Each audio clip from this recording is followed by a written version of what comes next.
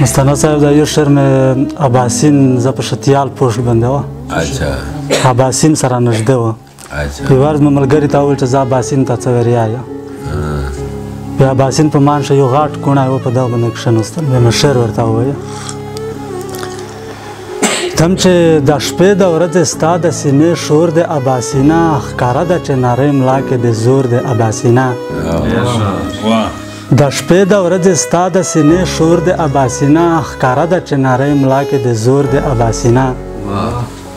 و روان ډېر په غرور په دبدبه کې یې بهیږې روان ډېر په غرور په دبدبه کې یې بهیږې د غاړې په چاپو کې د غرور د اباسینه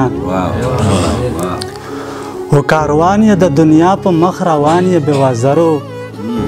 کاروان یې د دنیا په مخ روان یې بېوزرو پتلو کې د حد نه زیات سرور د اباسینه او چې ستا غاړه ته راشم اوبه لپې لپې وڅکم چې ستا غاړه ته راشم اوبه لپې لپې وڅکم په یخ مې شي زخمي زړه مې تنور د اباسینه او په خړ شتیال کې نور څه دي بس ته پکې روان یې امید صاحب په خړ شتیال کې نور څه دي بس ته پکې روان یې په تا مې د غمجن زړګي ټاکور د اباسینه او یار دې جولې ته وګوره چې ظلم په چا مکا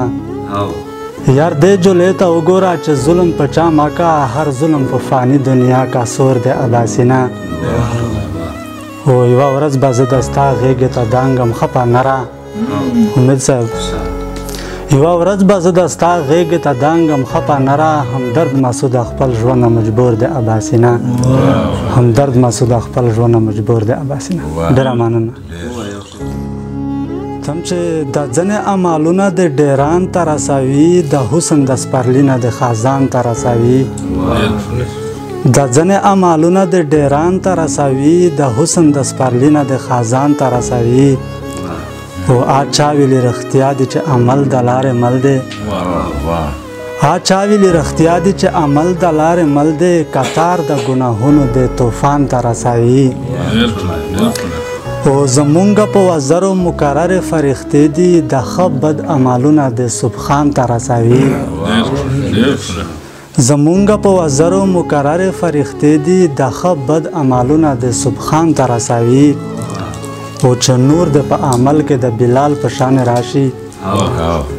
چې نور د په عمل کې د بلال په شان راشي کشار د قدمونو د اسمان ته رسوي چې نور د په عمل کې د بلال په شان راشي کشار د قدمونو د اسمان ته رسوي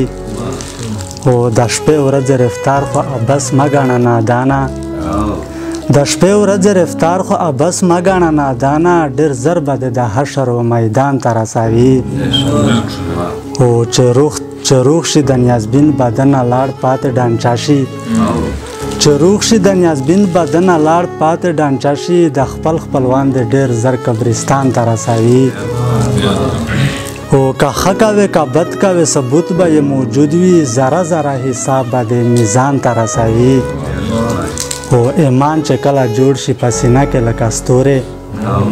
ایمان چې کله جوړ شي په سینه کې لکه ستورې بیا مخکې په ملانه د اذان ته رسوي او کلمه د الفت په د نارې ژبه د جار شه کلمه د الفت په د نارې ژبه د جار شه فریاد مې د زړګي و کل جهان ته رسوي او همدرد د بیړۍ ملا به د ماته شي دریاب کې همدرد د بیړۍ ملا به د ماته شي دریاب کې چې دا درانه سوالونه د جانان ته رسوي چې دا درانه سوالونه د جانان ته رسوي مننه شکریه